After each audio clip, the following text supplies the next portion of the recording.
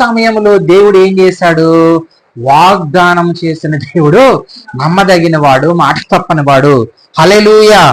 అందుకనే చూడండి, గతించిన గర్భము ధరించుకొని శక్తి పొందును, అందుచేత మృతతుల్యుడైన ఆమె యొక్క నుండి సంఖ్యకు ఆకాశ నక్షత్రముల వలెను సముద్ర తీరమున లెక్కింప సఖ్యముగాని ఇసుక రేణువుల వలె సంతానము కలిగెను. హల్లెలూయా. దేవుడు చూడండి, అబ్రహాము దేవుని మాటను విన్నాడు, అది అతనికి నీతిగా ఎంచబడింది. అబ్రహాము దేవుని మాటను విన్నాడు, ఆశీర్వదింపబడ్డాడు. అబ్రహాము దేవుని మాటను విన్నాడు, దీవించబడ్డాడు. అబ్రహాము దేవుని మాటను విన్నాడు, ఆయన పేరులో కూడా ఏమొచ్చింది? హెచ్చింపు వచ్చింది. ఏమొచ్చింది?